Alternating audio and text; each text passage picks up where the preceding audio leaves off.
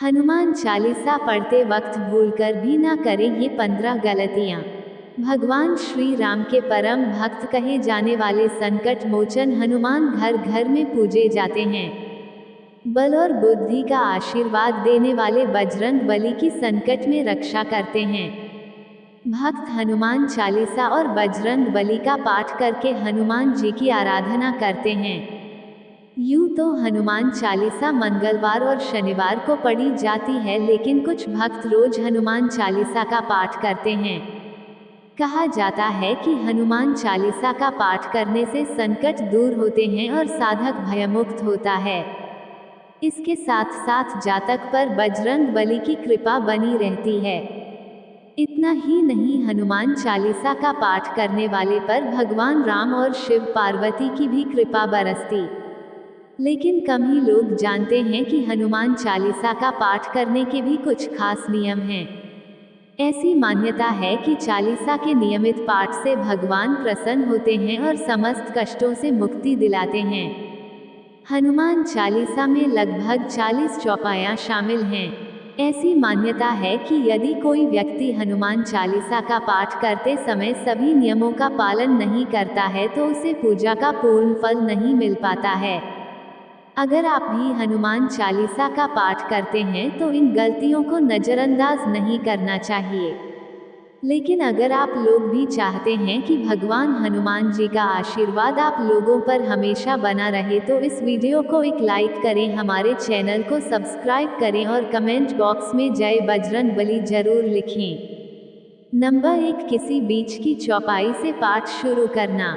ज्योतिष मान्यताओं के अनुसार जब कोई व्यक्ति सही तरीके से हनुमान चालीसा का जाप करता है तो उसे बहुत लाभ होता है। वहीं आपको कभी भी चालीसा का पाठ बीच की किसी चौपाई से नहीं करना चाहिए। यदि आप हनुमान चालीसा पढ़ने जा रहे हैं तो इसे एक साथ पूरा क्रमबद्ध तरीके से पढ़कर ही उस स्थान से उठना चाहिए। कभी भी बीच की किसी चौपाई से पाठ शुरू ना करें। कोई भी पाठ आप शुरू कर रहे हैं तो उसे सच्चे मन से करना चाहिए, अन्यथा पाठ करने का फल कभी नहीं मिलता है। नंबर 2, साफ तन और मन से पाठ करना। ऐसा माना जाता है कि यदि आप घर में हनुमान चालीसा का पाठ करते हैं तो हमेशा शुद्ध तन और मन से मंदिर में दीपक प्रज्वलित करके हनुमान जी का ध्यान करते हुए पाठ करें। नंबर 3, तामसिक भोजन और मदिरा का सेवन। यदि आप हनुमान चालीसा का पाठ करते हैं तो सुनिश्चित करें कि आपको भूलकर भी तामसिक भोजन या मदिरा का सेवन नहीं करना चाहिए। ऐसा करने से आप हनुमान जी के क्रोध का पात्र बन सकते हैं। हनुमान जी बाल ब्रह्मचारी है और हमेशा तामसिक भोजन से दूर रहे, तभी आपको पूजा का पूर्ण फल प्राप्त होगा। नंबर 4, किसी से व्यर्थ का झगड़ा करना। यदि आप हनुमान चालीसा का पाठ करते हैं तो ध्यान रखें कि आपको भूलकर भी किसी निर्बल को डांटना सताना नहीं चाहिए और किसी से व्यर्थ में झगड़ा नहीं करना चाहिए। यदि आप भी हनुमान चालीसा का पाठ करते हैं तो ध्यान रखें कि आपको किसी का भी अपमान नहीं करना चाहिए और किसी के लिए भी अपशब्दों का प्रयोग नहीं करना चाहिए। आप अगर हनुमान चालीसा का पाठ करते हैं तो आपको गरीबों को भी नहीं सताना चाहिए, बल्कि गरीबों की सहायता करनी चाहिए। नंबर 5, जीवन साथी को छोड़कर किसी अन्य रिश्ते में बंधना। यदि आप विवाहित हैं और हनुमान चालीसा का पाठ करते हैं तो आपको जीवन साथी के अलावा किसी और से रिश्ते जोड़ने की बात नहीं सोचनी चाहिए। ऐसा करने वालों को कभी भी हनुमान चालीसा के शुभ फल नहीं मिलते हैं। किसी विवाहित पुरुष को किसी अन्य पराई स्त्री से संबंध नहीं रखना चाहिए। अगर कोई स्त्री भी नियमित रूप से हनुमान चालीसा का पाठ करती है तो उस स्त्री को भी अपने पति के अलावा किसी अन्य पुरुष से भी संबंध नहीं रखना चाहिए। अगर किसी व्यक्ति की शादी नहीं हुई है तो उसे तो पराई स्त्री से दूर ही रहना चाहिए। यदि कोई व्यक्ति हनुमान चालीसा का पाठ करता है तो उसे इस बात का ध्यान जरूर रखना चाहिए। नंबर 6, गरीबों और जानवरों को सताना नहीं चाहिए। यदि आप घर की समृद्धि के लिए हनुमान चालीसा का पाठ करती हैं तो भूलकर भी किसी जानवर और गरीब को न सताएं। ऐसा करने से पूजा का फल नहीं मिलता है और घर में दुख बने रहते हैं। घर में नकारात्मक ऊर्जा का वास हो जाता है और घर से सुख समृद्धि हमेशा के लिए चली जाती है। नंबर 7, कोई अपराध ना करें और झूठ ना बोले। यदि आप हनुमान चालीसा का पाठ करते हैं तो आपको किसी भी प्रकार का अपराध नहीं करना चाहिए। आपको किसी के साथ छल कपट करने से भी बचना चाहिए और झूठ नहीं बोलना चाहिए। यदि आपके मन में किसी के प्रति छल कपट और द्वेष है तो इससे आपको पूजा का फल कभी नहीं मिलेगा। नंबर 8, हनुमान चालीसा पढ़ने में जल्दबाजी ना करें। जब आप हनुमान चालीसा का पाठ कर हैं तब आपको कभी भी जल्दबाजी नहीं करनी चाहिए और कभी भी इसके किसी श्लोक का उच्चारण गलत तरीके से नहीं करना चाहिए।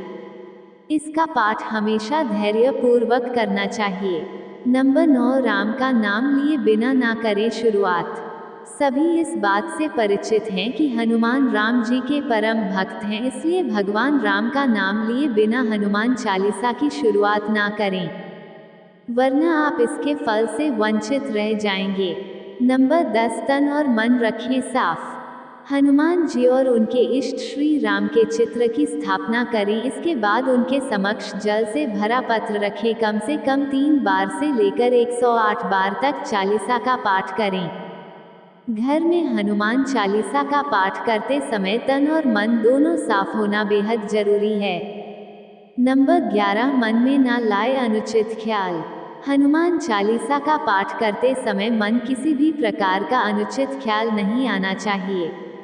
प्रयास करें कि चालीसा पाठ करते समय रोज एक ही दिशा हो। विशेष दशाओं में यात्रा तथा सोते समय भी चालीसा का पाठ कर सकते हैं। नंबर 12, मंगलवार और शनिवार हनुमान दर्शन। हनुमान चालीसा का पाठ पढ़ने वाले व्यक्ति को मंगलवार और शनिवार के दिन हनुमान जी के दर्शन करने चाहिए।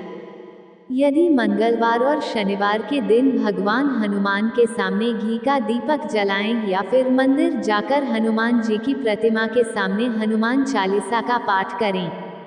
ऐसा करने से बड़े कष्ट बहुत जल्दी दूर होने लगते।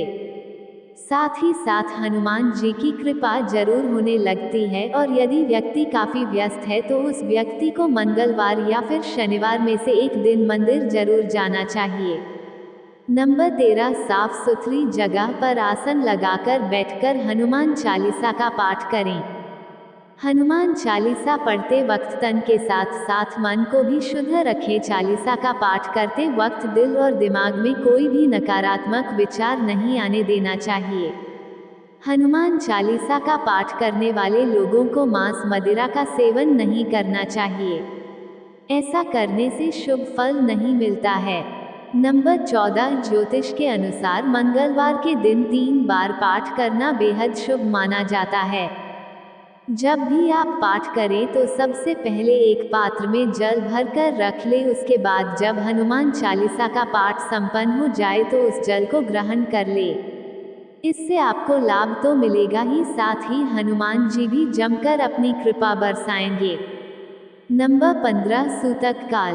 परिवार में जब किसी इंसान की मौत हो जाती है तो वहाँ सूतक काल मान्य रहता है।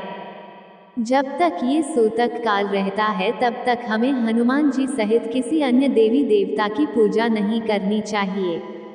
इस दौरान मंदिर में भी प्रवेश ना करें। ये तमाम जानकारी जन रुचि में ध्यान रखकर दी जा रही है।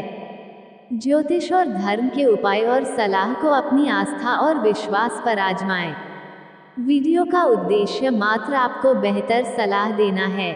इस संदर्भ में हम किसी भी प्रकार का कोई दावा नहीं करते हैं। दोस्तों, आज की हमारी वीडियो आपको कैसी लगी हमें कमेंट करके बताएं। अगर आपको हमारी वीडियो अच्छी लगी तो कमेंट बॉक्स में जय मां लक्ष्मी जरूर लिखें। माता लक्ष्मी आप पर सदैव अपनी कृपा बनाए रखें। वीडियो के अंत तक बने रहने के लिए धन्यवाद।